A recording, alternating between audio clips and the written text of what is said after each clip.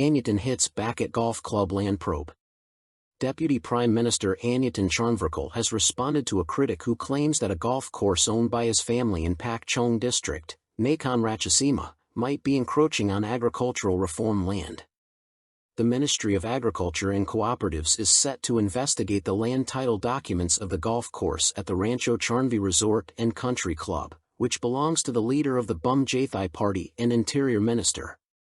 On Friday, Mr. Anutin stated that the issue was politically motivated and that he was prepared to defend himself. Thanadol Suwanarit, an advisor to the Minister of Agriculture, told Inside Thailand that the planned investigation follows the discovery of an illegal expansion in the Lam Tak Ong self-help settlement project in Nakhon Ratchasima.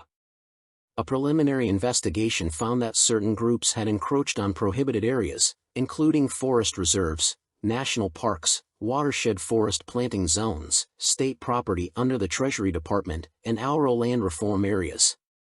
Exploiting a legal loophole, land rights were issued to members of the settlement project, and after 5 years, these could be converted into full land title deeds, said Mr. Thanadol, who also chairs the Auro Land Use Investigation Committee. The disputed areas cover 40,000 rai across 8 sub-districts in Pak Chong, at the foot of Khao Yai National Park. The area includes a hotel owned by a political lobbyist and a golf course belonging to a high-profile politician. Mr. Thanadol noted that the golf course does have legal land rights documents, but authorities would investigate how the land was acquired, as parts of it are located in an Auro land reform area. Mr. Anutin defended his family's business, stating that the land title deeds were issued decades ago. He said he was ready to submit all legal documents for review while calling the investigation unsportsmanlike. The golf course controversy is the latest in a series of land disputes involving ultra-wealthy politicians in the ruling coalition.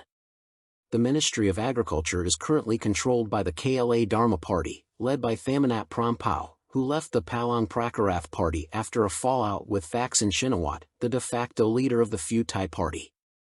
Recently, the Interior Ministry, controlled by Mr. Anutin's party, revoked the land title of the Alpine Golf and Sports Club in Pathum Thani, which was owned by the Shinawat family.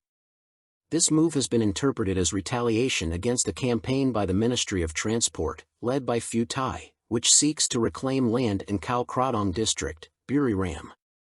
The State Railway of Thailand, SRT, is attempting to reclaim the land, accusing the Department of Lands, under the Interior Ministry, of wrongdoing for issuing land title deeds to certain individuals. Among those implicated are a football stadium and a racetrack owned by Nguyen Chidchob, who is considered the patriarch of the Bum Jathai Party. Mr. Anutin's family is the majority shareholder in Sino-Thai Engineering and Construction plc, where he served as CEO before entering politics. MP accused of rape to be discussed in Parliament. House Speaker Wan Mohammed Noor Matha confirmed on Friday that the case of a controversial MP facing a rape accusation will be on the parliamentary agenda next Thursday. The debate will determine whether to permit police to proceed with prosecution against Cham Parwan Manpianjit, a Bangkok MP from the Thai Progress Party. Mr. Cham Parwan has been accused of raping a Taiwanese woman in Chiang Mai last month, a claim he denies. Due to parliamentary immunity, police cannot take action without the House of Representatives' approval while the parliamentary session is ongoing. Reports suggest that Mr. Cham Parwan is currently in Bangkok and plans to surrender before Thursday's meeting. His legal team maintains that the sex was consensual and denies the rape allegations. The 35-year-old MP was expelled from the now-defunct Move Forward Party in 2023 after an internal investigation found that he had sexually harassed 3 assistants. Boon Vanasin indicted for 10 billion baht fraud. Prosecutors have indicted Boon Vanasin, founder of Thonburi Healthcare Group, and 16 others in a fraud case worth over 10 billion baht. The 86-year-old physician is accused of raising huge sums from investors for healthcare business ventures in Thailand and abroad. His reputation and that of the set-listed hospital business led investors to believe the projects were legitimate, but they were not, according to the Department of Special Investigation, DSI. The offenses occurred between 2010 and December 2024, across various locations, including Bangkok's Hoi Quang and Bangkok Noi districts, with total estimated damages of 16.1 billion baht. Due to the high number of victims and the significant financial damage, a special working team was formed to review the case. After thorough review, prosecutors decided to indict Dr. Boon, his ex-wife Boon Vanasin, and his daughter Boon Vanasin. However, Dr. Boon and 2 accomplices remain at large. He is believed to be hiding in China.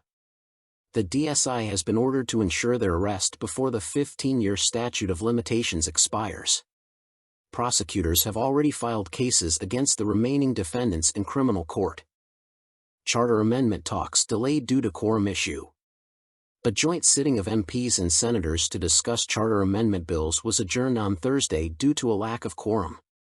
The absence of MPs from the ruling Pheu Thai party was seen as a strategic move to prevent their bill from being rejected. The meeting started at 9:30 a.m., but a quorum check revealed only 204 lawmakers were present, failing to meet the required half of 500 MPs and 200 senators. Parliament President Wan Mohammed Noor Matha adjourned the session to 9:30 a.m. the next day. The amendment bills, proposed by PPMP Parit Wachra Sindhu and Pheu Thai MP Wisit Chainarun, aim to revise Section 256 of the Constitution to establish a charter drafting assembly. The Bum Jathai party staged a walkout in protest, arguing that the process could violate a 2021 Constitutional Court ruling, which mandates a public referendum before rewriting the charter. Fearing rejection, Pheu Thai MPs chose not to attend, ensuring a lack of quorum to keep their bill alive.